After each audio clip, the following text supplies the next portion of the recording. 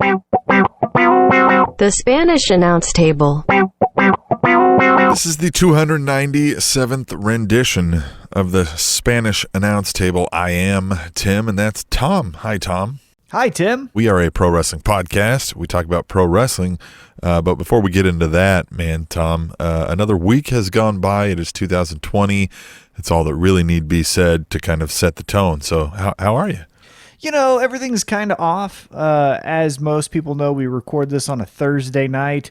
Including my pants right now. Hey, there you go. Hey, yo. No, I'm just kidding. I have pants on, kind of. I doubt it. Anyhow, so usually we recap Wednesday night Dynamite, AEW Dynamite, but because of just the wackiness of the NBA schedule, playing in a bubble, but then NBA. Yeah, exactly. And then other sports superseding contracts of regular programming like Dynamite, like NXT. We are currently recording this on a Thursday night in which AEW Dynamite is airing right now. So for this episode, we will not be recapping tonight's episode because August 27th. Right, as it's currently happening, because that would be weird. Because we could AEW got postponed because of Bubble Ball, but Bubble Ball didn't happen. Yeah, and that's fine. I mean, It's fine. We don't have to necessarily get into that because that's a little bit too No, I just think heavy right that's fun, right? Yeah. They get moved for something that didn't even happen. Well, it's the NBA, and that contract's a little bit bigger than what AEW is probably providing. It's the NBA, and it's America. So. Exactly. So we won't be we won't be recapping the August 27th episode of Dynamite. However, the 22nd episode. Yes, we will be talking Saturday about nights. Yeah, because it happened on Saturday night. Also, next week, the scheduling might be a little off because NXT will be on a Tuesday night, Super Tuesday. We can talk about that here in a little bit. But as far as for me, it's just, much like the wrestling schedule, it's kind of just anywhere and everywhere for me right now. As I mentioned on last week's episode, finished the basement, so that was good. Got the sump pump in there. My luck. Since the sump pump's been in, it has not rained, not even a drop. So that's typical. Oh, here we go. See, remember when you were saying you were getting old? It's going to sink in more when it rains. You're going to be like, we needed that. I hope so, right? Well, even on top of, just wanting my money's worth out of a sump pump, it needs to rain. It's been very dry here in the Midwest. We have had a drought for a few weeks. That's been going on, finishing that up. The rest of this street in my neighborhood, everyone's doing something. We have the neighbor across the street getting their floors redone. The neighbor to our right is putting a sprinkler system and doing landscaping. The neighbor on our other side is putting in a garden. So it's just construction everywhere around us. And then my appearance is going to be changing here soon, Tim. I went to the dentist, specifically an orthodontist, and I got fit for Invisalign. So here in about 2.5 weeks, maybe 3, going to get fitted for some Invisalign, fix my bite because I got some jaw issues because I get punched in the mouth a lot. And so they said Invisalign might help with that. You average about 1.5 a day, right? What's that? Getting punched in the mouth. So COVID has obviously messed up those numbers, but when I was consistently training, if you were to take the number of punches I would take on a Monday, Wednesday, Saturday, and put that out throughout a week, you're probably right. Maybe 2 times a day getting punched. Because there's in a 5-minute period, because I have such bad head movement, I would get punched in 5 minutes, maybe 25 to 40 times. This really explains a lot. What's that? The frequency with which you're getting punched in the head. It just explains so much now. Like, I can just think back, and now I'm like, it all makes sense now. Well, yeah, duh. You knew that. How long have we been doing this? Yeah. I am not a sane person. That's why we get along. Exactly. Yeah, you're no beacon of normal behavior either. They're pal. I'm a little out there. Yeah. I'm a little out there. Yeah. We're out there on the fringes having fun, surfing on those little, weird thoughts and things like that. By the way, got some weird thoughts that I've been thinking about, and might as well just bring it up to the podcast. Tweet the table your answers. And Tim, I want your answers now. 2 thoughts that I've been having. Here you go. You ready?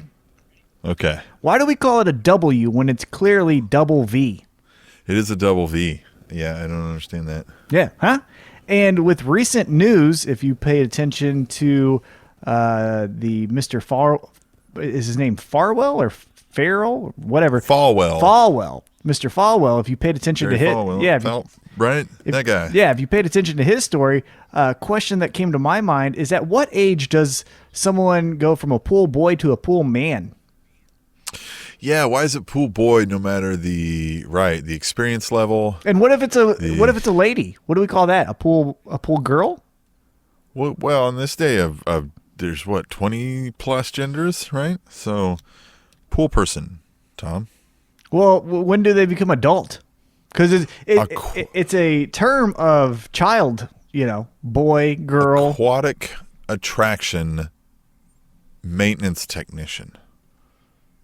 Okay, well, you know what I'm getting at. At what age are we classifying them as an adult? Well, at what point, is he just, well... Interesting, right? What a fun, it's usually the people that are that, vocal and that are projecting, right? Indeed it is. It's basically it's the guy driving the newest Corvette with a 2-inch personality. You know what I mean? Right. But enough about me. 2 inches, huh? Yeah, stacking it up. That's good. That'd be nice. Enough about me and my new grill. So I'm going to be looking like Roman Reigns here in a year. I tell you what, by the way, SummerSlam we'll get into a little bit, but Roman Reigns makes his re-debut, I guess you could call it. His teeth looking so fresh and so clean and straight and white, huh? Uh-huh. Well, and he's looking like Swole Uso. Well, that makes sense, right? Because you're not beating up your body, and you're, an athlete who likes to train. So, yeah, it would make sense that, like, even when Seth Rollins came back from his knee injury, he was packing on the weight and had a 6-pack like never before. Obviously, then he gets in the ring for a few months and then kind of dwindles down. So I wasn't surprised about that, but I was surprised about those pearly whites from Roman Reigns. Man, they look nice. That's why I did the Invisalign. I was like, might as well take a page from old Roman Reigns. Well, when he's worried about wrestling because of COVID, he's got to stay away from the ring, but then he goes and has surgery where people put fingers in his mouth. Yeah, but they're a doctor. Come on now. Easy. No, and they're actually pretty clear on the transmission is, like overwhelmingly likely, more, I'm throwing out a statistic, but 9 times out of 10 you're getting it from breathing in the breath of somebody close by. Yeah. That has it. Well, and he was he was probably also doing that just in case if wrestling was never going to be another option, maybe he does acting be in the movies. or things like that. So anyhow, he's got to be the Mini Rock. Hey, he was in a movie with The Rock already, so maybe we see another one. Right, he's going to be like one of the Wayans brothers to The Rock. Hey, they make a lot of money, so they do, man. They make tens of millions of dollars. Yeah, man. They're. But what have you been up to? They're almost as good as we are. Mm. I have been up to a lot of gardening, and we've been tearing out some stuff that had already, kind of harvested and was in the way, and then replanting new things and stuff like that, and kind of trimming up and getting it all squared away. Spent a lot of time out there, Tom, gardening and hacking away, man. Planting some new stuff down, just being Farmer Tim over here. I like it. How did you celebrate National Dog Day, which was yesterday? We didn't do anything for them dogs, and I saw all that going on. I was like, I should do that, but I had just made. You saw the TikTok, the Rainer Ranch TikTok, at Rainer Ranch on the TikTok. Y'all can follow. Tom will not. I see it on Instagram. You posted it on Instagram, so I saw it there. I did post it on the Instagram as well. There's at Rainer_Ranch_rescues out there. You can see the putties. Is what my wife refers to them as, right? The putties. over there. And then at Rainer Ranch on TikTok, I just put like a thing out there the day before, and I didn't even realize National Dog Day was coming. I would have waited a day, you know? Bad marketing. Bad marketing, Yeah, Tim. bad marketing. See, I need to talk to the head of social media. Yeah. You got That guy's a douche, I hear, but, you know. Yeah. A little bit of a left field conspiracist, I heard. But anybody listening, you should hire me for your position, because I will do a much better job for you. Hey, speaking of marketing and gimmicks, since we're not going to be talking about AEW and recapping that episode, some content that was given to us today, PWI released their PWI 500 for 2020. Let's get into a little bit of that. Won't you give me a guess for 2020 in all of pro wrestling? Who did PWI put as their number one pro wrestler? Now, a caveat here is they don't go January to December. I believe they do March to March, because I think they end on like around WrestleMania. So don't quote me on that. And again, we don't fact check, but I know it's not a January to December account for someone's career. But with all that being said, who do you think PWI put as their number one pro wrestler for 2020? So it's all of like leading up to right before COVID hit, basically. Essentially, yeah. I think that's the calendar for them. God, that kind of splits the AEW, right? They were there for about half the time then. Oh no, well they did All Out. Yeah, they So the show's been on since October, but they had their thing before that. Yeah, because Jericho's got to be up there. I was gonna say, right? Okay. I was thinking he's got to be up there, probably in the top 10, if not reaching up there near in the top 5. Cody comes to mind, and then WWE side. I don't even really remember now. Everything's a blur because everything sucked then so bad. What do we got? Let's not keep stalling. What do we got? All right, well, give me a guess, and I'll tell you if they're in the top 25, and if they are in the top 25, I'll give you their number. How about that? Okay, so Cody. Cody is number 7. Do you want one more guess, or do you want to know number 1? Yeah, who's number 1? Number 1 is an AEW wrestler, formerly a WWE wrestler. It is the AEW heavyweight champion, Jon Moxley. He had a damn good year. Yeah, if you think about it, again, if memory serves us correct, and we don't fact check, so DX suck it if you don't like that. But if you think about his career from that time period I described, you've got the end of his WWE run where he's getting all the accolades of the Shield's final stand, and yay, isn't this the greatest? Shield, and then the hype video of is he staying with WWE, is he leaving, and then the big debut in AEW, and then he takes that all the way to the championship. That's a pretty damn good year. Yeah, that is a damn good year. I agree. All right, so Jon Moxley, number 1. Number 2, the longest reigning NXT heavyweight champion, Adam Cole, baby. Yeah, hard to argue. That guy is he's money. He had a great year. As we just discussed. You just said longest reigning NXT champ of all the times. Adam Cole is killing it, and we talk about NXT being a third brand, but it is still a minor leagues, at least the way they utilize the flow. And so Adam Cole's been there a long time, and you wonder like when's he moving? But I think he fits better there. Yeah, I do too. I think he has a good, very similar to Johnny Gargano and Tommaso Ciampa, where it's like, they could move up, and I would definitely love, assuming things can get back to what used to be a normal for as far as capacity sizes for crowds, things like that. I would love to see Ciampa, Gargano, and Cole get a WrestleMania moment, right? Because I feel like they deserve it for their career, but I don't necessarily want them to be on Raw each and every week or SmackDown or whatever it is. There's no reason they can't be NXT, we say lifers, right? And then other people move in and out, right? And that gives the brand some long-term marketability, right? Branding. Yeah. And they just fit better. You know what I mean? There's some people that just don't come across in the, like you called it, glossy circus that is the main rosters of WWE. Yeah, I think those three in particular should stay in NXT for as long as possible. But yeah, going back to the list, Adam Cole, number 2. Number 3, you did mention him already. I believe the backbone of AEW, even though he's not an executive, the demo god, Chris Jericho. Currently, we started watching AEW's Dynamite's episode tonight, just a little bit of it. Jericho's on commentary. He's been doing that amazing. Obviously, leader of the Inner Circle, former AEW champion, first ever AEW heavyweight champion.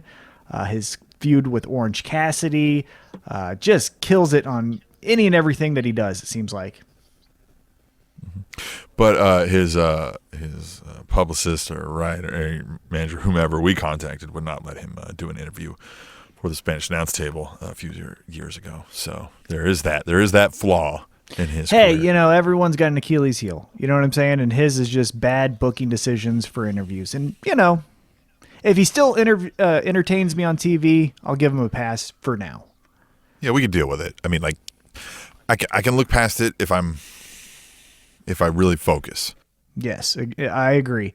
All right, let's move into number 4. The person who I thought had the most improved 2020. Think of him very much like Cody was in 2019, but coming in at number 4, Drew McIntyre. Ooh, number 4 on Big Drew, huh? Yeah, Drew, I just still feel like you said, he's the cat guy.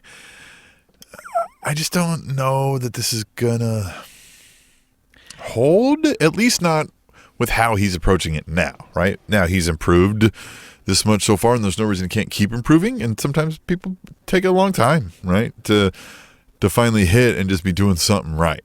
And Drew McIntyre is definitely putting his all into this, and it's rewarding for him in number 4. Huh? Yeah, and I think the thing that I would say about Drew McIntyre as far as his progress for 2020 is very similar to kind of how you feel, where nothing he's done as far as storylines or anything like that has really bought me into Drew McIntyre as one of my favorites, but him in this main event role, whether it's his physique or the way he carries himself, but it's believable. Like, I believe that he would be at the top of the card in the main event picture. Now, like I said, no story necessarily has really caught fire with me, and I'm like, this is my guy. It's because of, Rusev Day back in a few years ago or anything like that. But it's like, yeah, Drew McIntyre would be champ. Look at him. Of course he would.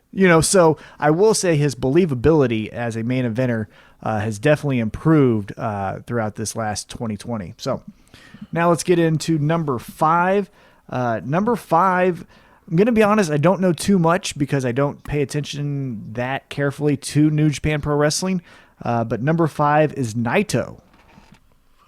Yeah, I don't know anything about the New Japan scene at all, or Japanese wrestling scene, or really much outside of what is on television regularly throughout the United States, because, again, that's a lot. And to consume more than that, and that's honestly what, Yeah, and I'm a little bit there. I think I may put a little bit more effort into it because I have a little bit more free time than you, if we're being honest. Mm-hmm. So I am familiar with his in-ring style, Intercontinental Champion over there at New Japan Pro Wrestling. Does the whole eye gimmick. Very unique. He has a vibe. It's not similar, but it's in that same space as when Nakamura was over in New Japan. It's just like, that guy's different, like in a world of kind of similar personalities. Naito, and back in the day when Nakamura was over in New Japan, it's like those two are different. Like, that's something completely different from what I see than anyone else. So it makes sense why he would be so high. He is someone that has a lot of buzz about him in the United States. So good to see that they're diversifying their rankings and not just doing all WWE guys. So it's good to see that. Obviously, they know more about Japanese pro wrestling than I do, so I'm going to lean on their opinion more than mine.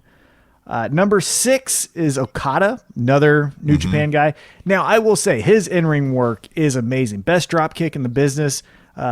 He is so fluid. I love his Rainmaker clothesline. I like his Rainmaker pose. I like the money. The whole thing. I haven't paid too much attention, or nothing comes top of mind lately because they haven't been doing shows. So, out of sight, out of mind.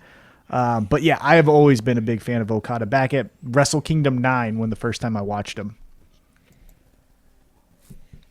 Yeah, I've seen him a time or two, watching a couple of the Wrestle Kingdoms, but again, as we've discussed, I don't know much, so I would probably be, leaning on their just opinion. pulling it out of my ass. Yeah.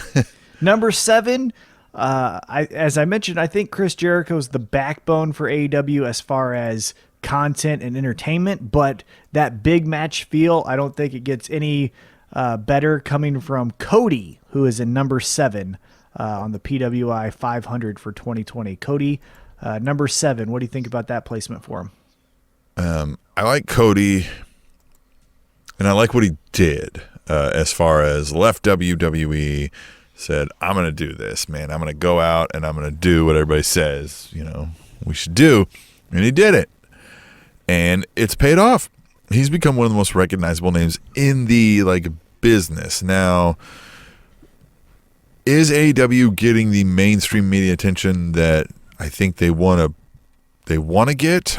I don't know. So I don't know if the average person who just say maybe watches Conan or whatever, watches the Turner Network family of shows might know who Cody is, right? Well, one thing that helps him is he is becoming more marketable. When AEW does do their press, right, for the outside outlets, Rich Eisen show, the Dan Le Batard show on ESPN, when they do the TNT NBA segments, it's usually Cody who is representing AEW.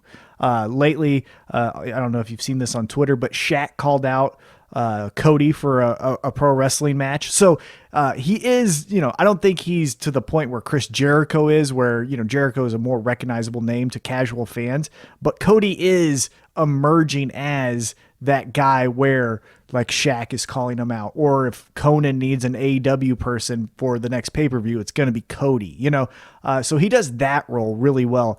And like I said, the big match feel, he just does that really well. The first TNT championship match he had against the Murder Hawk, Lance Archer, felt big time, had Mike Tyson there. He looked the part when he won the match. His big time matches with MJF, obviously Chris Jericho. He just does that hey guys, this is the main event. And if it's the main event, that usually means Cody's in it. And so he just does that really well. I think better than any pro wrestler in the last calendar year. Yeah, he's damn good. I think there's more to come. I just still feel to me, he feels much like, remember we watched AJ Styles transition from not knowing how to do anything on the mic into being one of the best to do what he does today. I think we're kind of that mid transition with Cody, right? Some of it still feels very rehearsed, very practiced, very look at me, I'm confident. Yeah. Right? But sometimes you got to fake it till you make it, right? And I think he's turning, he can be, like you said, the most marketable guy in the industry if he gets to a certain point. I mean, he looks like the all-American boy, and just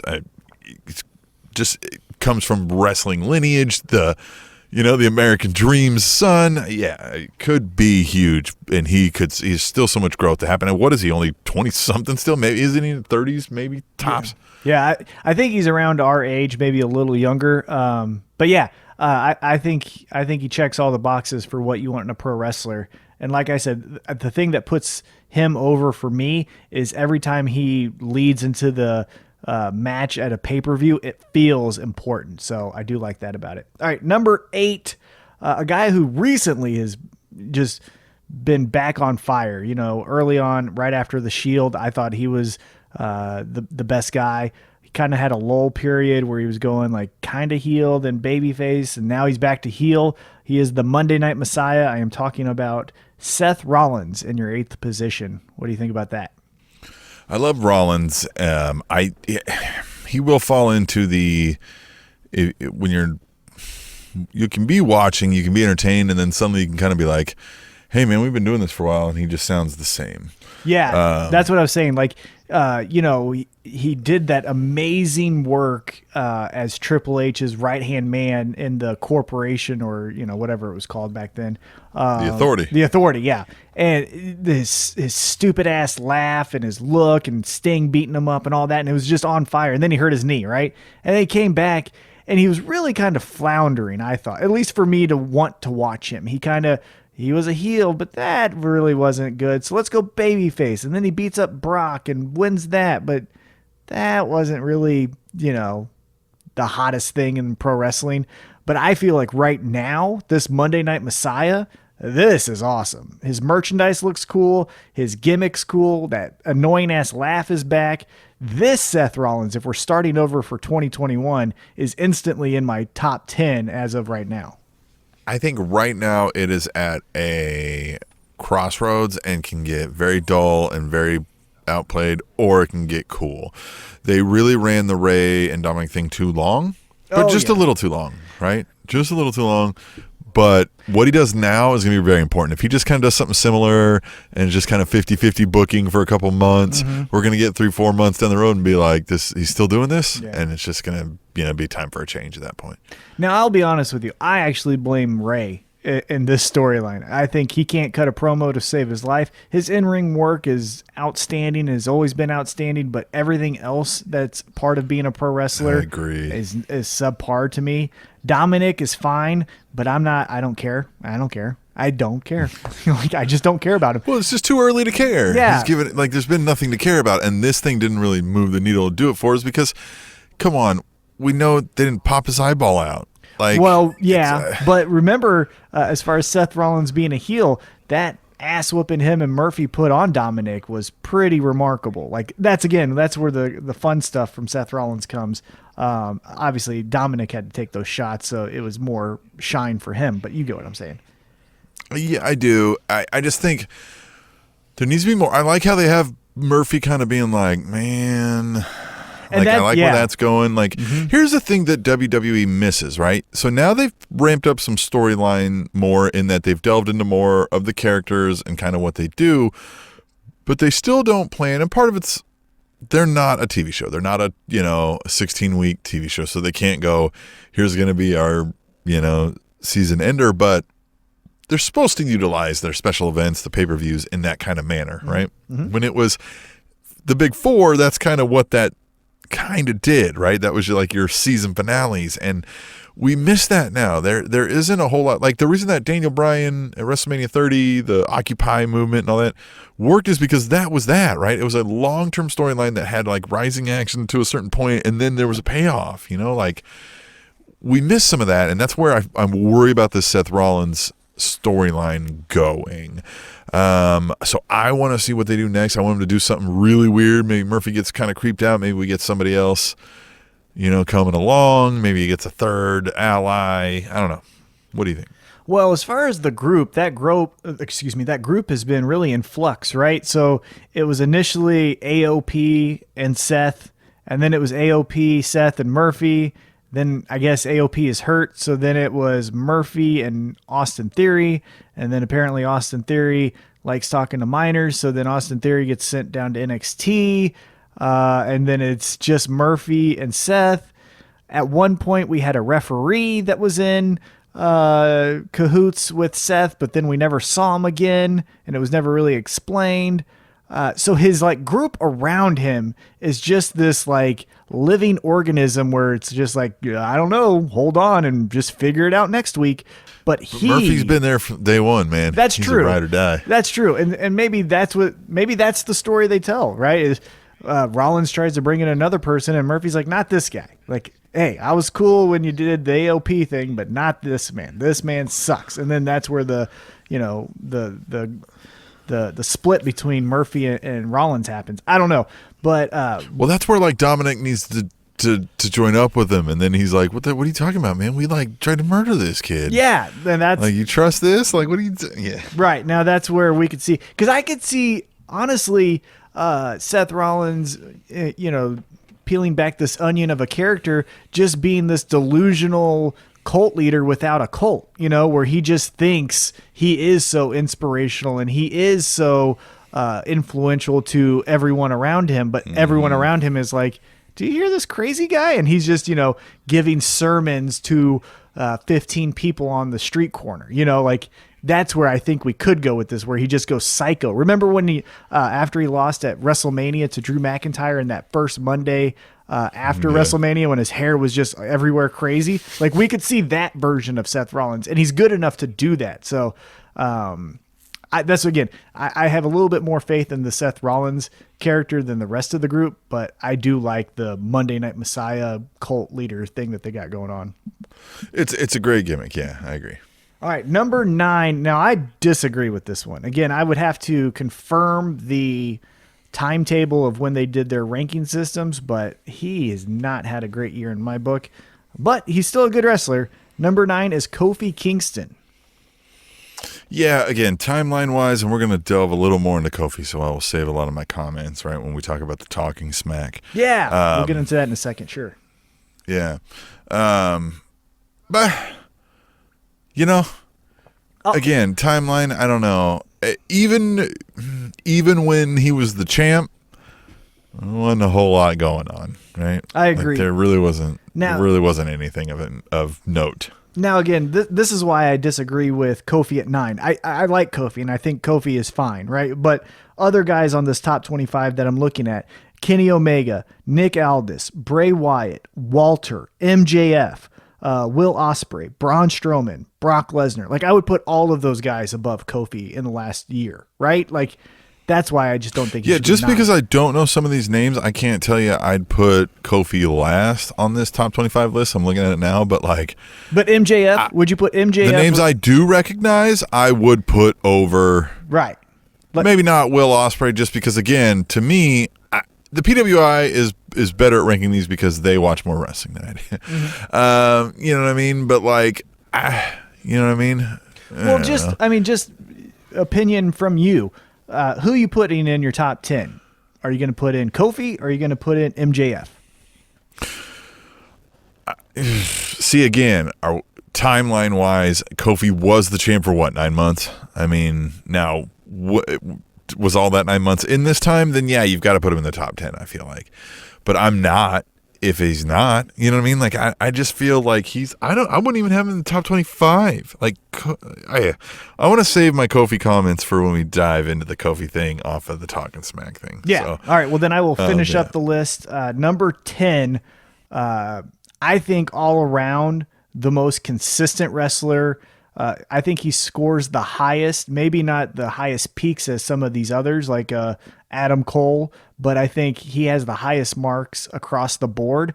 But number 10 is the phenomenal AJ Styles. I think he's just consistently the best or one of the best storylines each and every week. Like, go back to AJ Styles. Yeah. AJ Styles, to me, career-wise, let alone this year for PWI 500, to me, he is where he's gotten now and how good he is, he's the senior on a college basketball team, right, who was like a walk-on their freshman year, right, mm-hmm. but now they're an All-American, mm-hmm. and they're going to get drafted in the second round, right, like late second round or something. Like, he's that guy. He's turned into one of the best to do this, top 10, mm-hmm. right? When, you know what I mean, when he first came on, it was like, this guy can go, right, he can jump around and do everything, but everything else kind of, needs some work, and he's put in that work over 20 years and gotten himself top 10 worthy and very deserved. Yeah, and this past year, you go back to, he carried the entire feud with Undertaker week after week, calling him out, making fun of his wife, saying his wife is going to have to bury him. Obviously, Undertaker never said a damn thing. Right, he was the reason we cared. Yeah, and obviously the Boneyard match was incredible, even though it was a lot of gimmicks that relied heavy on Undertaker's character. Like, AJ Styles still coming out in that casket, laughing, doing all the little silly things, starting up the lawnmower or the tractor with Undertaker behind him. That was all great. And he deserves credit for that. And then on top of that, all the other just consistently good things he's done with the club and now on SmackDown as the Intercontinental Champion. He's just consistent. Like, when his music hits, I don't go like, this might suck. I go like, it's going to at least be good, right? Like, it may not be the best thing in the world, but it's going to be above average every single time. And that's why I think he made the top 10. Yeah, he's so comfortable in what he does now, and it really shows. Like, you could hand him the mic and be like, hey, we're just doing this.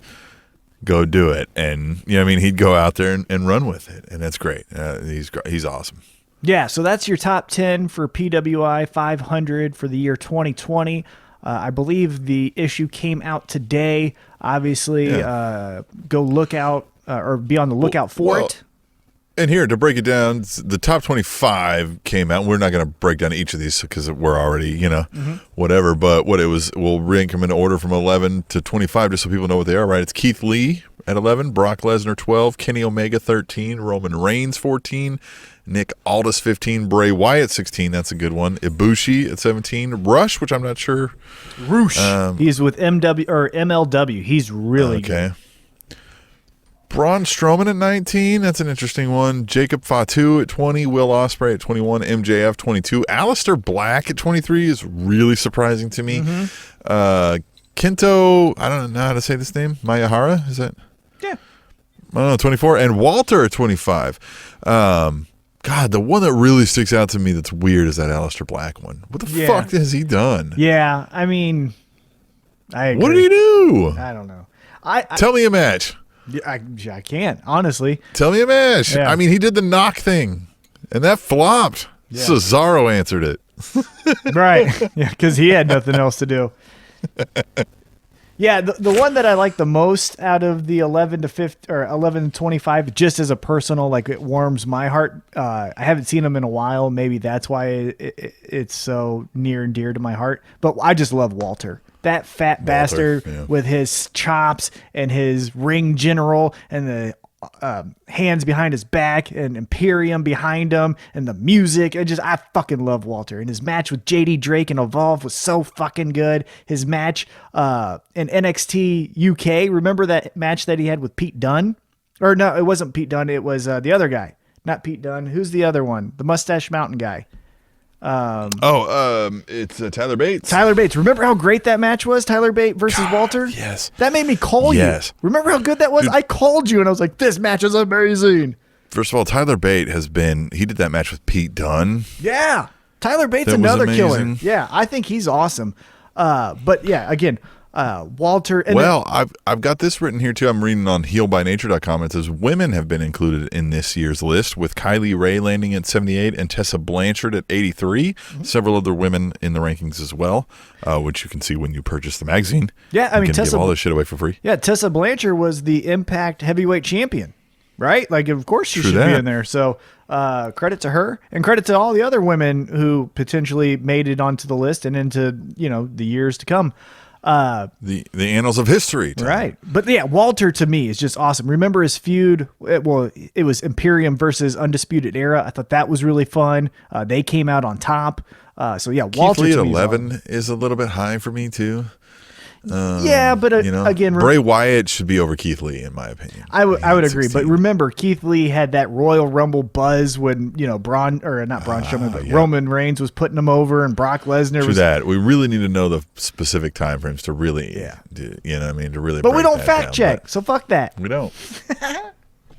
All right, hey, let's get into our next little topic before we give our thoughts on SmackDown, NXT Porn, and AEW Dynamite. Talking Smack made news again. So they've revitalized Talking Smack on the free version of the WWE app. And this week, as was the last time Talking Smack made news, The Miz was on. Although this time he was not animated, hot, and yelling at Daniel Bryan. He was yelling a little bit, but he was more reserved. But the topic... Well, yeah, and I think he was cautiously keeping his... yes, as he should, right? Because I think if it got into a shoot territory, they're going to say things that WWE doesn't want them to say, right? But if you're not aware of what we're talking about on Talking Smack, Big E essentially did a little shoot of his own and talked about how WWE undercut Kofi Kingston as champion, and Miz was actually a little bit, although I think he agreed that they did, undercut his title reign. I think Miz kind of defended the fact that, hey, it's still on you to become the best character you can be after they take away the title. I think Big E, without saying it, it felt like Big E was implying that they did it because he was black. And we know, and we have said that WWE has a history of not being great to the black man that works in their company. But I also don't think that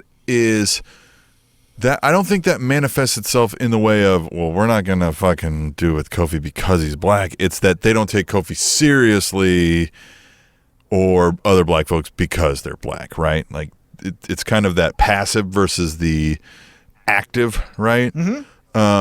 Which, you know, I'm not saying that's better, but what I mean is like, so I don't think they're like, all right, we're going to give him 9 months and we're going to job him out to Brock and then we're going to send him back to tag team because fuck him, right? I think it just became, they were like, well, Brock would be Kofi. Yeah, fuck yeah, Brock would destroy Kofi. And then when they were like, wow, yeah, you know, Kofi's great at tag team. Yeah. You know, like I just, and if I'm being honest, and we've covered this much, I hate trying to do this. I don't want to like front like I'm not racist because, right? But like we've said this, like we're allies to the best that we can be here. But if we're being honest, man, Kofi specifically, his world title run really wasn't born out of like it's Kofi's time, right? Like it was. Ali was getting the push, then that disappeared, and then Kofi took the reins, and I think it morphed into the, like, hey, God damn it, why not Kofi? Why wouldn't it be Kofi? And it just kind of, all that worked together, but Kofi is not that good. Like, Kofi is good, he's fine, like you said, but he's not the charismatic world title, reign-having, everybody pays attention when he walks in the room guy. Kofi... When I think back on Kofi's career, if it ended today, and we're looking back 10 years, I will remember Kofi Kingston for Royal Rumble spots. I will barely remember a world title run. Does that make sense? Yeah. Like he doesn't do it. He's not the guy. Big E has more of that than Kofi has. The Miz has more of that than Kofi has. And that's what Miz got into when he was like, hey, everybody hated me. Like, he was like, it's not, because Big E was harping on, did you have to wait 11 years for your first title run? No. But also, Miz came in with the real world behind his name, right? Like, so he was already thrust into a spotlight. And yes, we've talked about that. No, they don't give the shots to black folks more, but I don't, again, think they just squandered Kofi's title run because it was black Kofi. I think it was, shit, it's Kofi? Fuck, all right, well, let's get through this because there's not going to be much to work with here. And there wasn't. Yeah, I think the argument from both sides of Miz and Big E was Big E alluding to the fact that, you know, Kofi had to wait 11 years before his first title shot. And there were times before WrestleMania in his 11 years where you could have made an argument where you might put him in that main event picture, right? When he had his feud with Randy Orton. Well, sure, Jack Swagger won the title twice. I mean, exactly. if we're really going to get into that, right. Sure. So I think that's where some of the anger comes from Big E, maybe even Kofi and Xavier Woods, is like you just said, like fucking Jack Swagger got a title shot and a win? Like, fuck that. Two-time champ. Yeah, he's like, you know, like, as much as Kofi is kind of middle of the road, he's still way better than Jack Swagger or Jake Hager. So, like, that's where I could see they're frustrated. But I like the point that Miz made where he stated, like, after they take this from you, because they will, and he even said, like, I was champion, and then they took it away from me, and then I got pissed. But then I realized I have to make every moment count. And the thing that I think for me as a fan, where I side a little bit more than on Miz's side than Big E's side, is even though Big E and the New Day have a complete 100% legit gripe that it took Kofi 11 years, he got the title, and then he had to do that shit match with Brock Lesnar, and then it was just never revisited.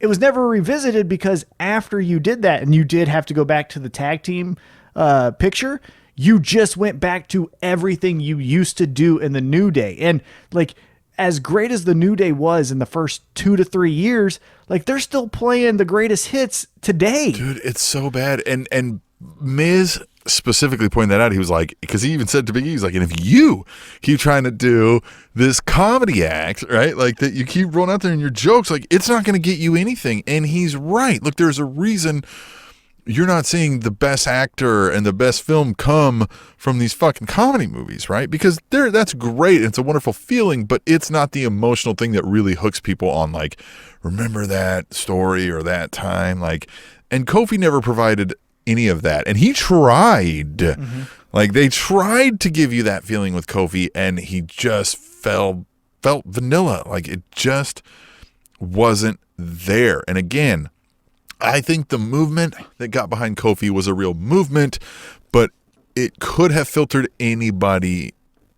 I don't want to say anybody else, right? But there could have been a select handful of other folks that it could have been Big E, right? Like had Big E been in that match instead of Kofi, where they were like, oh, okay, this guy now, right? It could have been him.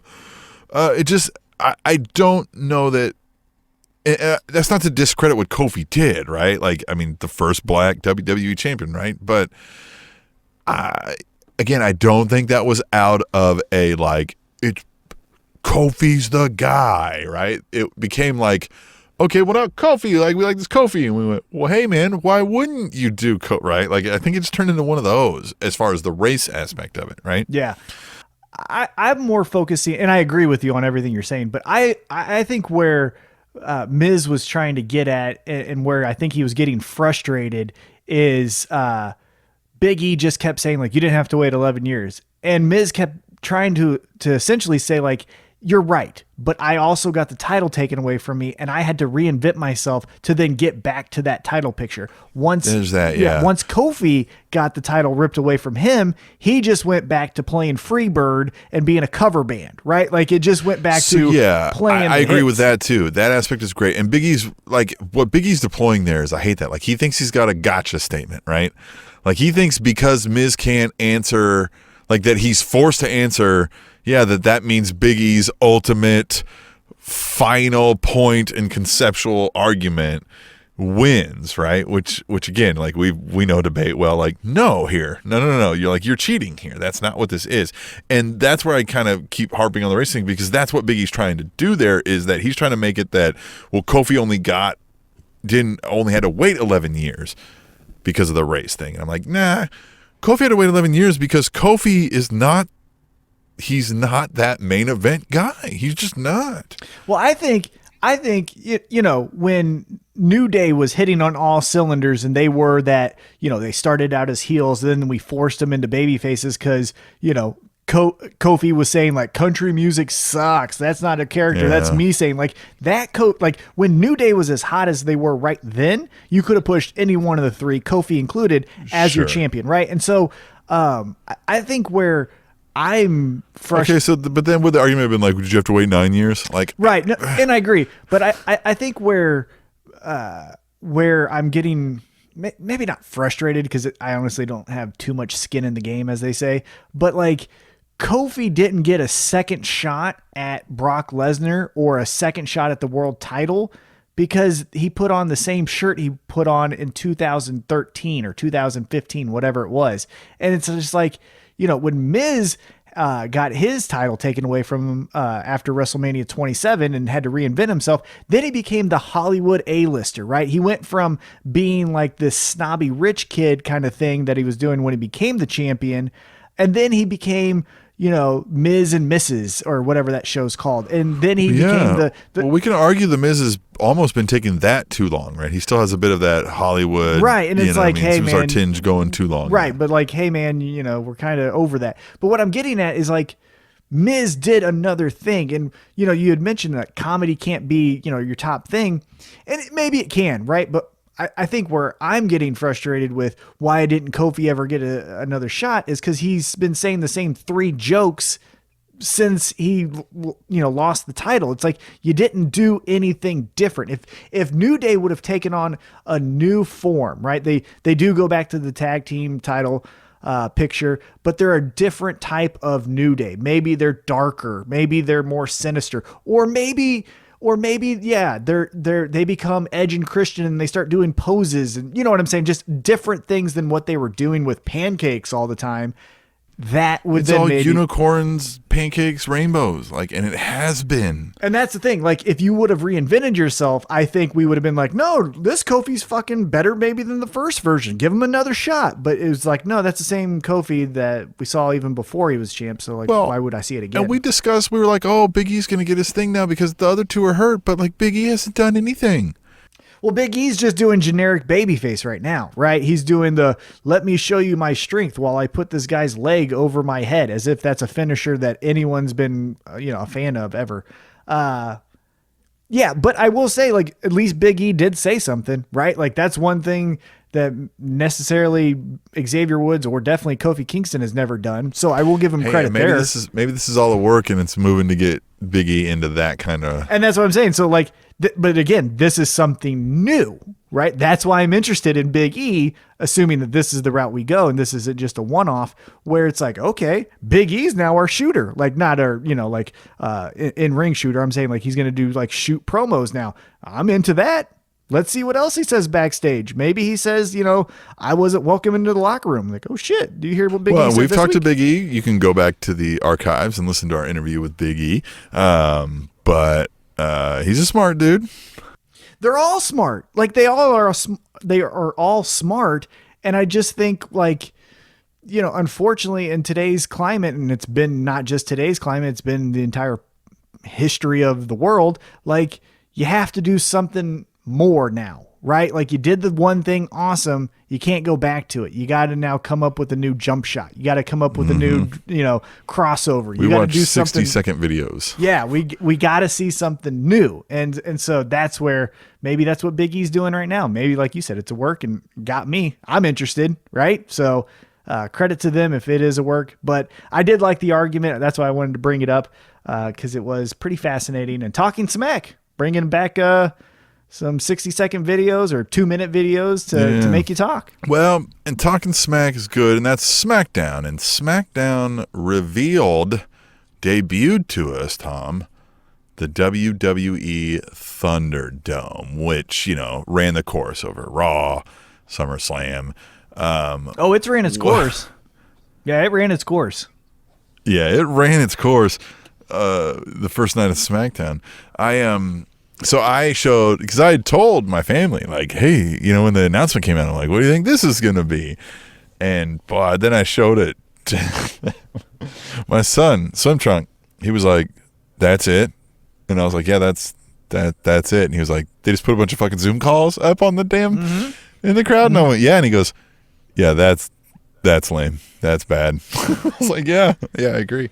Yeah. So what is your takeaway, man? Yeah, I agree with Swim Trunk. I think the best part of fans in the crowd is not that I can see fans in the crowd, although, when you get to those massive shows like WrestleMania, it's awe-inspiring to see 100,000 people in the Cowboy Stadium, right? But the best part of a crowd is the noise. And the noise is still piped in. Well, and the unpredictability factor. Right. It's live. Yeah. During a promo that, the Monday Night Messiah gives, he gets cut off by a fan who says like fart or something. And it makes him, lose it. And then we all laugh. And then that becomes a moment, that's the part of the crowd that's the best. It's the booing of Vicky Guerrero where she can't talk over it. Exactly. It's not that I see some people smiling and being goofy. Right. It's the roar of the crowd when Roman Reigns becomes back. How do people not instinctively know this, though? How do they miss the point so bad to spend who knows how much on video boards and production time? And, Tom, how many millions of dollars are we talking about? I don't know. And then to miss the point completely. Well, to miss the point and then to give the average fan a little bit more power than they deserve by putting Chris Benoit on one of your live pages. Streaming murder videos and fucking. So like even if you go back to when pre-coronavirus pandemic shutdown, like the crowd was never featured, right? Like they put the lighting on the ring. They didn't put the lighting on row 17 in the third section. And that's why like the crowd is too bright. It's too distracting. And the noise is just inauthentic. It's a tribute to the Troop show every time, because it's like they just want to have applause there. No, and you saw that tweet where somebody had like recognized, which I don't, dude, how, but like recognized the crowd noise, like the first initial one or something from from WWE 2K18, and like there's somebody yelling for Cena. Like, why would, like, I get that they didn't catch that, but like, you know, Cena's not there, so why would somebody be repeatedly yelling for him the whole show? Yeah, you know, tonight this is just so bad. It feels so bad. Yeah, and you know, I think we kind of alluded that it may be that bad in last week's episode. As we mentioned, we're recording this while AEW is doing their Thursday night show. I did see, again, the start of that episode, and there was a limited amount of people. It was 10% capacity, and you could automatically tell, like, the wrestlers had a different energy. There was more oohs and ahs from big moves, you know, not just coming from the AEW roster on the left and the right side of the ring. Like, that's the part. But guess what? I never saw the fucking crowd. You know, they did shots of the crowd, right? But like, I never saw the crowd when they made those noises, but I was into it just like them. And so, like, yeah, how they didn't think to go into an open air arena just like AEW and say, like, we're going to do it this way, I just don't get. Like, you missed or just think that what was missing was that we needed to see a bunch of people, but how they didn't think, like, you yourself already know if I'm like, hey, listen, man, I really miss hanging out with you, Tom. You know, we used to go to the bar, we used to have a drink or two, and it's just not like you could be like, well, hey, then let's fix that. Let's either meet up and go to the bar, right? We'll stay socially distanced. We'll you know, I mean, we'll find a place that only serves, you know, 20% capacity or whatever, or we'll just do a Zoom call. Like, I'm going to pick the other one 9 times out of 10, like, because it's not the same thing. Right. Exactly. And on top of, yeah. And on top, like, we all know that. We all instinctively feel that who've used this stuff. Mm-hmm. So how did they, it's just old people. How did it get to the point of, because an idea like that, you've worked in a bureaucratic agency, right? Mm-hmm. Let's say your company is a $100 million, you know, $1 billion industry, right? And you're like, all right, we're going to change everything we do, and we're going to install theoretically millions of dollars, if not hundreds of thousands of dollars of video boards. We're going to live stream these people in, which means we've got to create a whole entire network of how to, like, feed those people in, give them instructions. Like, what does that look like, right? We've got to get coders for that. We've got to get the server space for that. All of that, Tom, that takes teams of people, you know, all hands on deck, months. Yeah, like, I don't even know the time and expense they put in, as we addressed, to just completely miss the point and just do something that nobody wanted or asked for. The only thing I could think is for them to collect email addresses. I don't know how the, you know, process goes to become one of those members on the LED board, but maybe their whole thing is like, hey, the network subscriptions are kind of stagnant. We still need emails for advertisers, so let's just do this. Like, that would be the only upside that I'm unaware of why they would do this. I just don't know if, like, whoever pitched this idea, man, they can sell, because I think they sold them on this is going to be way cooler than it is. Well, it has a cool name. Thunderdome is interesting. They kept talking about, like, lasers and drone cameras, and, like, you just had a couple more lasers in your opening laser light show, and occasionally you have, like, a drone camera just do, like, a long crowd thing that you used to do with, like, the boom cam. Like, that's not any different. Like, what did they, like, I thought there was gonna be, like, zoom, like, drone cameras going up, like, during the match into, like, weird angles we never saw, and, like, but they got you to watch. They got you to watch, and that's probably the whole thing, is they got you to watch for one night, you know. And so anyhow, hey, but it was NXT porn, it was SummerSlam, it was AEW Dynamite. Let's start with Saturday. Let's start with NXT porn, or better known as NXT 30 XXX. That's why I'm calling it NXT porn. That's the joke. What did you think? NXT did another takeover. Overall thoughts, kind of, before we dig in a little bit. I thought it was a damn good show. I thought we got back to the like pretty much everybody on the card went hard, right? And you can just watch them start to finish and be like, all right, this was good, right? Like there really wasn't a hole, right? I mean, this wasn't like, oh my God, this is the best thing I've ever seen, but like everything was good. The storylines fit well, right? The matches were great. Everything was cool. As far as like an overall, what about you? I thought this went back to a classic takeover, right? So I thought the first match was the best match, and that's usually how it used to be before, I mean, occasionally the main event would be the star, right? You think of Gargano and Andrade, you think of Gargano and Ciampa, things like that. But like usually the first match on an NXT takeover is like the motherfuckers, you got to watch this. And it was Finn Balor and Timothy Thatcher. It was physical. It was hard hitting. It made Finn look like something that he used to be. So I thought that set the tone for like, hey, don't forget about Finn fucking Balor. So it was a great tone setter. Obviously, as you went on, all the matches, like you said, made sense, had good stories. I think the biggest surprise of actually the entire weekend, but specifically of this show, Pat McAfee. I think that's the best celebrity match ever. I can't think of a ever. Yeah, I can't think of a Somebody better brought one. up D'Angelo Williams, but I didn't see that one. D'Angelo Williams, was that in TNA? I would guess.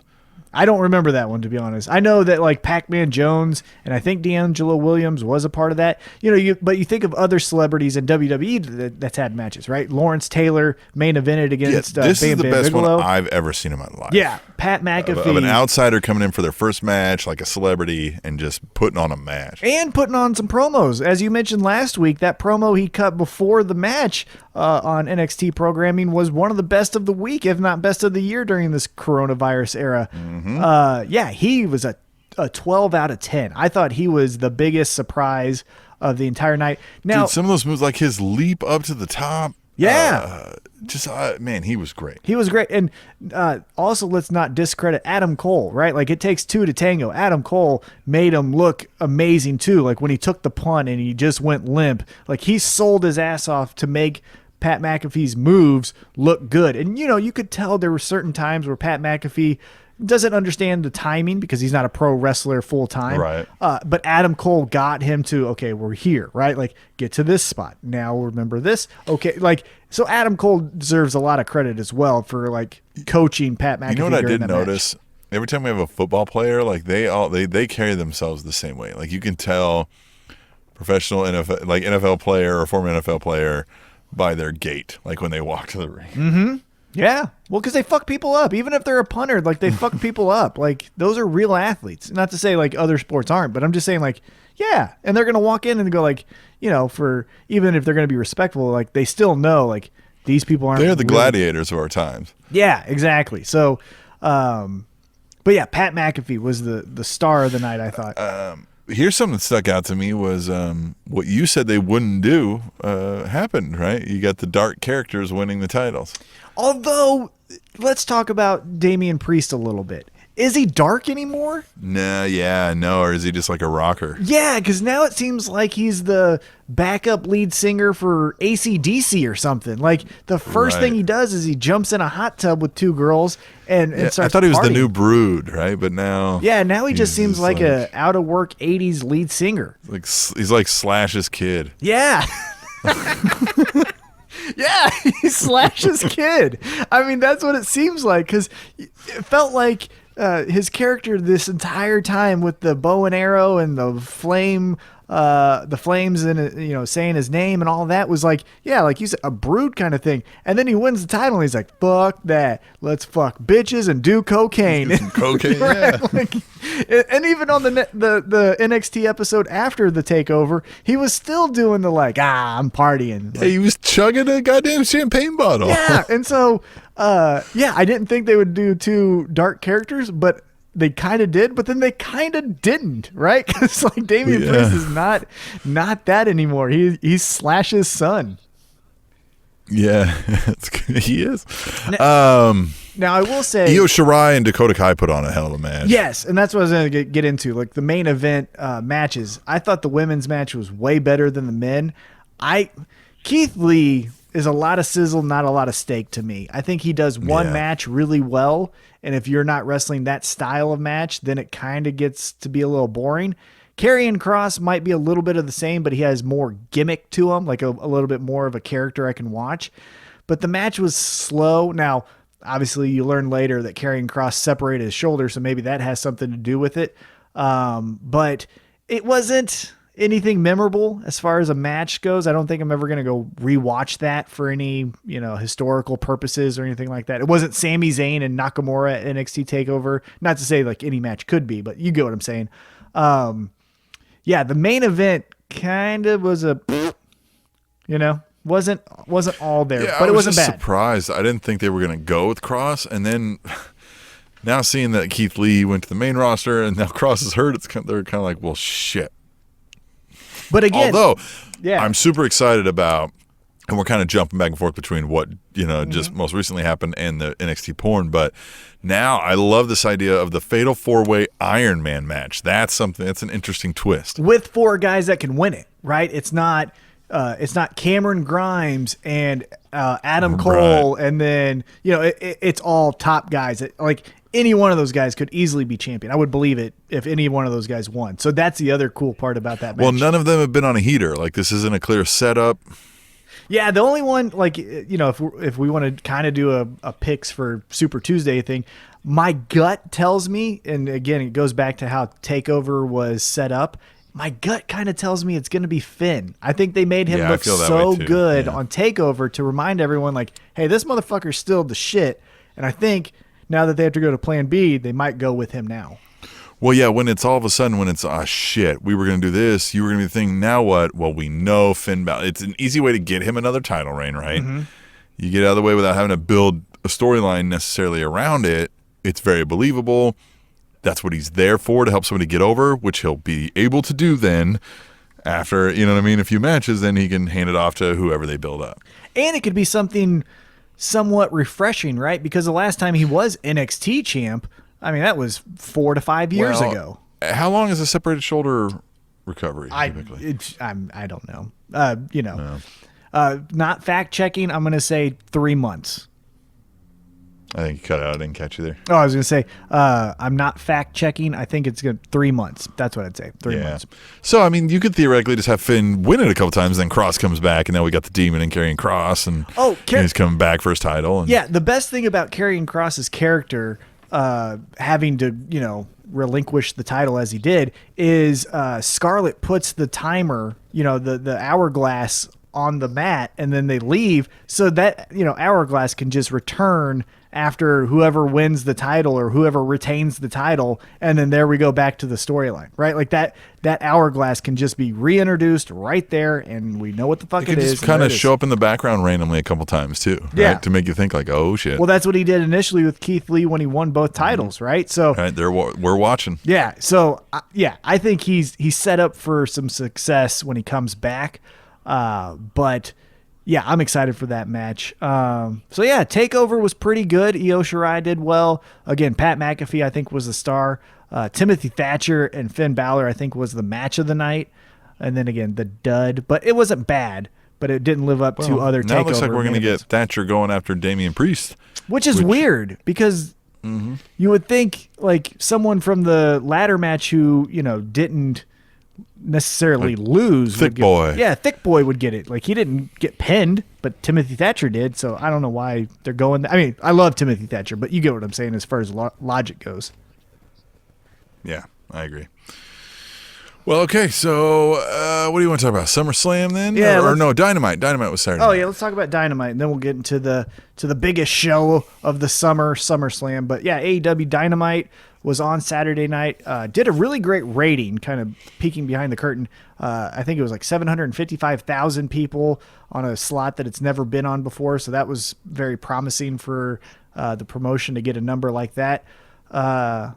Really fun episode. Thought it was fantastic. Almost felt pay-per-view quality, and it ended with a very shocking Cody versus Brody Lee match, which saw Brody Lee win. What did you think of Dynamite? That's the big takeaway I took. I'm going back through to just kind of rebrief myself. And yeah, you're right. I mean, there was good moves, or good matches, some good stuff in there. But that sticks out is kind of out of nowhere, we thrust the Dark Order into the main storyline, right? Like he squash matched Cody Rhodes, which was a solid left turn from anybody's expectations. And then they kept everyone at bay and would not allow assistance, and in fact just started beating more people up, essentially took over the show. And kind of late, right? When you're thinking like, you know what I mean? Normal show, everything's going good. And then all of a sudden, like, what is happening? Right. And then it just ends. I loved that. I am very intrigued to follow up because of it. Great storytelling. I liked everything about it because even though it felt like a left turn just out of nowhere where Brody Lee just unleashes hell on Cody and Cody can't get a move in.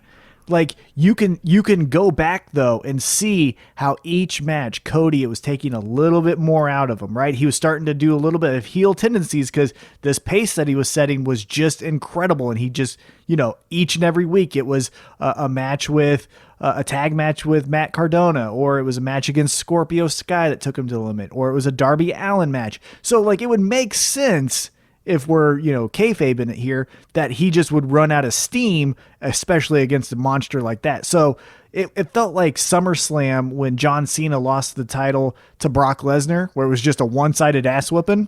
But like, even though that was awesome and that's very memorable, right? Like I can tell you Brock Lesnar squashed John Cena, and you can kind of think about that match in your head, but it didn't really have any logical, like, it didn't make sense. Like, why now John Cena's just going to not get any offense in, right? But then after that, he was back to being John Cena. But this made sense. Cody was running on fumes. Maybe Arn Anderson put him in too many tough matches with the Warhorse and Eddie Kingston that, weared him thin. And maybe we see what that consequence is in the future. But then, like you said, Brody Lee and the Dark Order flipped a switch, and they went from, well, we're this menacing group and we'll get you, to like, we're going to fuck everyone up. Like, go run and hide in your homes because no one's fucking safe. Like, that was cool. I really liked how they turned that like seriousness to the group to like an 11. And outside of that, another thing that sticks out to me was I popped big time for Ricky Starks as Darby Allin. Oh, yeah. Ricky Starks. You know what? As cool as Brian Cage is, and as great as Taz is, and I do love this little faction that they have here, but man, Ricky Starks almost feels like the Scorpio Sky in this group, where like, yeah, in SCU, Kazarian and Daniels, they're great and they're fine and they're awesome, but like the star is Scorpio Sky. And in this group, like Taz can cut a promo, Brian Cage looks like an action figure, but Ricky Starks, man, we might need to give him a TNT championship, soon, or maybe even a title shot at the heavyweight level, because like he is awesome. Yeah, I agree. It was just so fun. Like him making fun of Darby Allin. Well, because then Taz was like, I got a new member. And when he walks out, I can't see his face. So I was like, they're adding more fucking people? And then it was like, oh, son of a bitch. That's really funny. Like, that's really fucking an asshole thing. Because he's like, and he does his little mopey emo promo and stuff. Hey. Yeah. So good. So good. I like Ricky Starks a lot. I didn't know a lot about him in NWA. Obviously I knew of the name and things like that, but this is my first exposure to him, and I am a huge fan. Also, I was a big fan of Eddie Kingston made his return to AEW Dynamite, kind of starting a new like King of the Indies faction, I guess. But I don't know if you caught at the very end when they were all going in for the hug, he like did a wink at the camera, like he's all just working these schmucks. Because he's fucking Eddie Kingston. He's the Mad King. He's awesome. I have a crush on Eddie Kingston. Like as a performer, I just love the character. He's fucking cool. I want to be his best friend. I would carry his, like, how Floyd Mayweather has a guy that just carries cash. Like, I would do that for Eddie Kingston if he had that much money. Like, so anything Eddie Kingston does, I'm gonna be a fan of. But that was really cool, right? The little wink, like, I got these fuckers. Sack man. Yeah, I don't give a shit. I don't care. I'll tell him. I'll carry the heroin. I don't care. I'll read him headlines from today's news. I don't give a shit. Just like, let me hang out with him. You know what I mean? Like, he's the coolest guy ever. But yeah, so that's just full disclosure. I'm gonna always love Eddie Kingston. But yeah, that wink at the end where he's like, I got this guy. Anything else sticking out to you about AEW? I mean, obviously, like I said, what's going on right now, so we'll catch up on that. We'll be a little behind, but hey, basketball had to bubble ball play some playoffs. So it was SummerSlam, the biggest summer party of the year, or however they're saying it. You never see it coming. I think. Oh yeah. I didn't see it coming. Well, so I thought it was a good bait and switch, right? Because you never see it coming as what you think is the RKO, right? Out of nowhere. Right. And so it kind of leads you to believe like something's going to happen with Drew McIntyre and Randy Orton. I like that it was a backslide that ended that match, but then you kind of, at least for me, you're like, well, that was it. Like, never saw it coming. It was a backslide. Okay, but whatever. But then the next match, Roman Reigns, good teeth and all, comes out and unleashes hell and beats up Braun Strowman and Bray Wyatt. What'd you think of that? I didn't miss him, but we'll see. I've never bought into Roman Reigns, even as the Shield. Like, he was my least favorite member of the Shield, and I just never really been my guy. So even before everybody turned on him because of the Daniel Bryan thing, like, I think maybe that kind of was going to happen at some point anyway, just because he's kind of another one where it's like, big, he's good looking, but he's also not. He's not moving the needle for note. you. He's not moving the needle for you. Yeah. I thought it was fine. I thought what I didn't like is, now I understand they had a knockdown, drag out fight between the two of them, but you were building up, the Fiend as this indestructible monster. And it felt like Godzilla and King Kong, with Braun Strowman being this new, like, unleashing hell monster of Braun Strowman, right? So it felt like these two just, giants of the pro wrestling industry knocking into each other. And then all of a sudden, hey, Roman Reigns comes back and fuck these guys, right? I'm going to hit them with chairs and kick them around and fuck them. Like, it made them look minimal when Roman Reigns comes back. But the entire story going into this was how indestructible and how, demonic these two are. And then they just look like two jobbers when Roman Reigns comes in and spears him and hits him with chairs. So I didn't like that necessarily. I also definitely did not like that we just forgot everything about Alexa Bliss. We just fuck that, right? Like, Alexa Bliss caresses the Fiend's face. We have Braun Strowman gorilla presser. And then during the match, she lost her spot to Roman Reigns. Yeah, like, she just stays at home, I guess. I don't know what the fuck she did, but she didn't even get like a pre-match interview. Like, Alexa, you've been in between both the Fiend and Braun Strowman. What's your thoughts on tonight's match? Nothing. Just fuck that. Like, 3 weeks of it, and then, hey, fuck that, because it's Roman Reigns time. Get your dogs out and start petting them on the ass, because the big dog's here. It's like, what the fuck are we doing? This is the shit that gets boring quick. Yo, and this will. Look, Roman Reigns is going to do nothing but say, I want it, it's mine, and then they're not really going to be able to beat him. Somebody's going to have to do something to cheat, and then... Yeah, it becomes the 2020 John Cena storyline, right? Where it's like, I'm either the champ, and if you want to fight me, come fight me. And if I'm not the champ, then I want to be the champ, and nothing's going to stop me. It's like, okay, but like, that's not interesting anymore. That's not interesting after you've won the title. That should be everybody's default. Yeah, that's everyone wants a fucking title. Everyone wants to be the best. Chad Gable should be saying that, but like, it means more when you've never got the championship, right? Like, I can get into that. Like, you want to be the champ. You've never gotten it. You're hungry. I can see that. I get behind you, guy or girl, right? Like, you're my person now. Becky Lynch getting the women's championship from Ronda Rousey, right? She never got that title. She got the SmackDown, but she never got that title, right? Okay, I can get behind that. But like, when you've won it 5 times or however many times Roman Reigns has won it, it's like, again? Okay. Neat. Swell. Like, this is the same song and dance. We're playing the hits again. It's like I said with Kofi Kingston saying the same jokes in the New Day. It's Roman Reigns being a cover band of Roman Reigns playing the hits. Yeah, we kind of covered Rollins and the Dominic thing when we talked about the PWI Top 25. I don't know if there's anything else to say about that. They split up the new Mega Powers, Bayley and Sasha Banks. They don't have their all the gold anymore. Asuka did get the Raw title, as you kind of predicted there.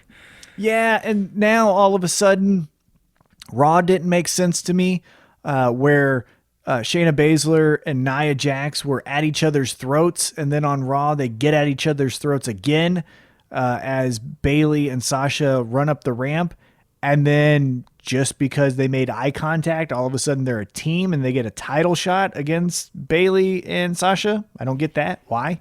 Yeah, that was way too easy, to just put aside a grudge out of nowhere all of a sudden, right? Like, it's different if, like, they got beat up, then later backstage, like, Nia comes up and is like, hey, look, I don't want to fight right now. Like, we can do that later. What I really want right now is the gold, right? Like, and these two bitches are pissing me off. You're clearly tough, right? Like, you want a title or not? You know what I mean? Like, what do you want to do? And then we should have seen at least one match of them together and then the title shot. Now, I get it, right? They only had 1 week. Like, that was their post SummerSlam and go home show for Payback. But, like, then buy your time and just say the Iconics are the number one contender, right? Like, they've won plenty of matches. I don't even know if they've won their last two, but I assume they have, if you say they're number one contenders. So, like, that would have made more sense. I don't know. That was silly. And then the other thing I was going to touch on with this week of pro wrestling, Raw Underground. Man, that's done, isn't it? Yeah, just like what? There's nothing. It's just squash matches. Yeah, there's no singular point to it. Now, I did like how they used it this week from the aspect of Bobby Lashley loses an arm wrestling competition to Apollo Crews. Apollo Crews had to do some, like, heel tactics. If you caught that, he stepped on his foot, which I thought was... There's no way you're losing. There's no way Bobby Lashley loses that arm wrestling match in a fair arm wrestling match. Right. But then I did like how Bobby Lashley was like, well, I'm fucking people up and I know where to do that at. So, like, I liked how it was used for Bobby Lashley, but as far as its own standalone, feature, I think, like, what are we doing? Raw Underground needs to be where the deals are made. Raw Underground needs to be where, you know what I mean? Like the training for your big fights coming up. Like, they need to do something with the storylines with it, because right now it's just, what does it matter? Why is it there? I think this would be a good feature for your unstoppable beast, right? Like, go back to the days of when Braun Strowman was doing squash matches with James, what was his name? James Ellsworth. Yeah. The guy who also liked to talk to underage girls. Stop doing that, men. Fucking weirdos. But anyhow, like, you can use Raw Underground the same way Braun Strowman was doing his squash matches, where it's like, this week we have, Arturo Huas. He's been getting wins, right? But, like, he just keeps getting wins, and it becomes a thing to where it's like, this is his, like, sanctuary. This is where he rules. And then someone from the main roster, Raw, has to come and defeat him, right? Like, people keep talking about this Arturo Huas. Well, I don't think he's shit. I'm going to go there. And then next week we have a big match at the Raw Underground featuring, Shelton Benjamin, if you want, versus Arturo Huas or Babatunde or whoever it is. But right now it's just like Dolph Ziggler can do a cool double leg and then he gets thrown into the crowd. And I guess that's over because he can't get back in. Like, okay, whatever. Like, it's not making sense to me. Yeah, well, that's because they didn't really have a plan. They thought, gritty, dirty, underground. But okay. It doesn't look raw. Go with gritty. it. There's no dirt. It's so clean. It's well lit. Like, the only thing dirty is, and there's just no purpose to it. It's just a thing that's there. Yeah, it's just Shane McMahon's midlife crisis, because, like, the only thing dirty there is the white substance underneath Shane's nose while he talks into a microphone. Like, I'm joking there, but, like, you get what I'm saying? Like, it's so glossy and nice looking. There's nothing underground about that. It looks fucking dumb. Yeah. Well, and why do they need security at the door and then everybody in there able to kick the shit out of people? But not him. See, now if you wanted to tell that story, that would be interesting, right? Like, you have one talent who just can't get in because that big ass security guard just won't let him in. Let's say it's Drake Maverick, right? Drake Maverick wants to fight and he goes up to the door and the big ass guy is like, nah, you're not coming in, pal. And he's like, you motherfucker, you know, like I'm paraphrasing here, but like, yeah, I want in there. And then that's the scene for 1 week. And then the next week, you can almost do like a Bobby Heenan thing where Bobby Heenan was trying to get into Raw, dressing up as certain things. And then like, he's trying to get in and then the security guard's like, no. And then finally Drake Maverick's like, I'm getting in there, even if I have to fight you. And then that's your match, is like the big fucking security guard is taking off his security shirt and he's actually getting in there and he's taking on Drake fucking Maverick. Like that would be entertaining. Yeah, but that's if we were writing wrestling for wrestling fans. That's just entertaining for anything, right? Like that's a fun comedy movie. Like, God, Jesus, it's not hard. It's not hard. Name your sex tape? Well, yeah. Name your sex tape. Yeah. And then Raw, I mean, nothing. I think they just kind of, like you said, we kind of hit what happened on Raw because, you know, Payback is next carrying week. Everything on to Payback. Yeah, and I don't want to Aleister Black is out now, and he's just going to wear regular clothes with an eye patch. So yeah, because that's cool. That'll get you in the top 25. Keep that eye patch on, Aleister. He's going to wear his bandana around his face. Yeah. God. But I think my favorite thing of the week is the realization that Damian Priest is Slash's son. Yeah. It is. It is. Oh, and Retribution didn't show up at SummerSlam, but then they're just back at Raw. Well, because they didn't know how to get to SummerSlam. Right? Like, that's right. Yeah, they didn't know where the Thunderdome was. It took them a while. No, they knew from SmackDown, right? Like, right, but they didn't know where SummerSlam was. It's like the same place, right? But it's like in the NBA bubble. There's a road team and there's a home team, so it's important to get the road victories because you know you're the road team, and just like the Thunderdome, it's SummerSlam. Well, we saw the debut of Keith Lee's new gimmick, a female tennis star. Yeah, Venus Williams' obese older sister. I like it. Looking cool with crappy music. That happened, and.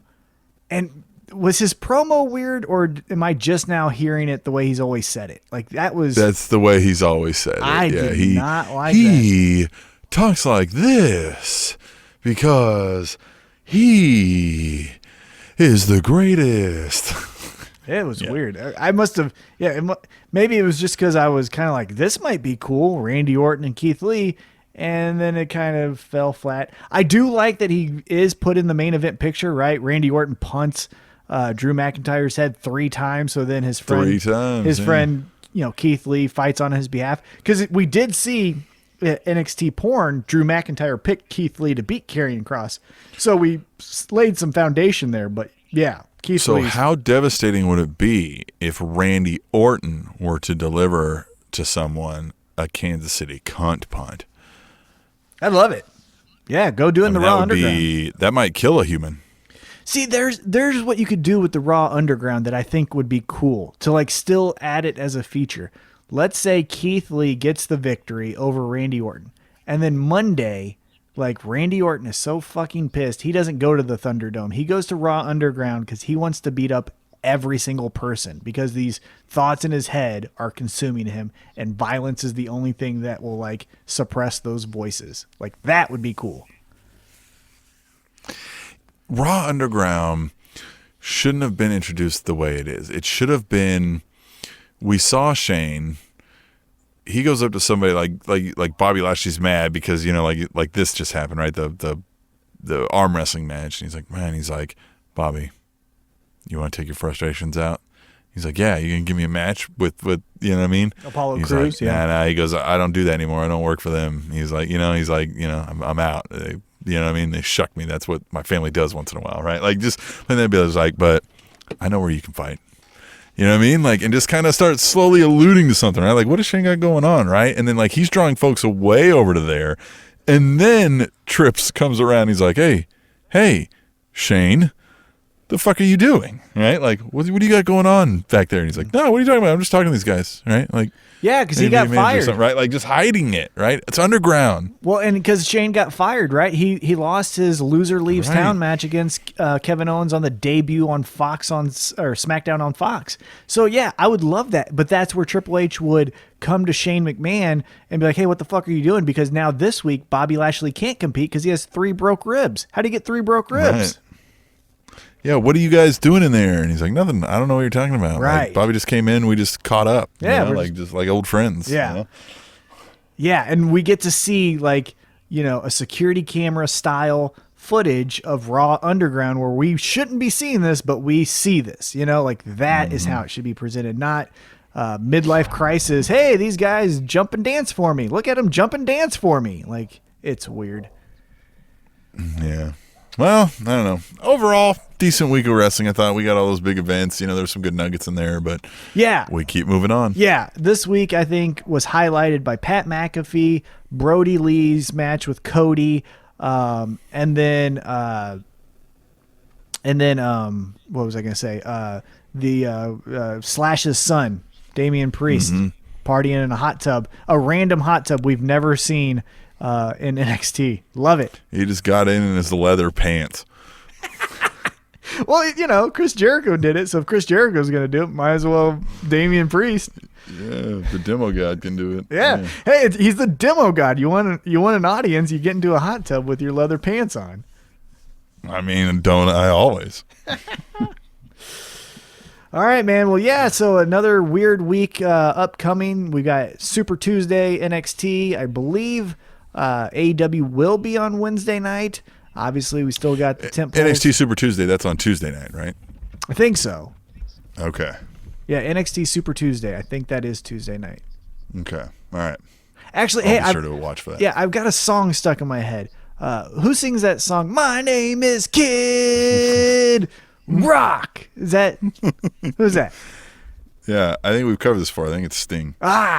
Sting. Gotcha. The Police. I always thought it was a Police song. Post Police. I think it was Sting. Post Police. Gotcha. Cool. Stinger Splash. All right, man. Hey, let's get out of here. We'll catch up on AEW and talk about it next week. But for now, bye-bye. The Spanish announce table.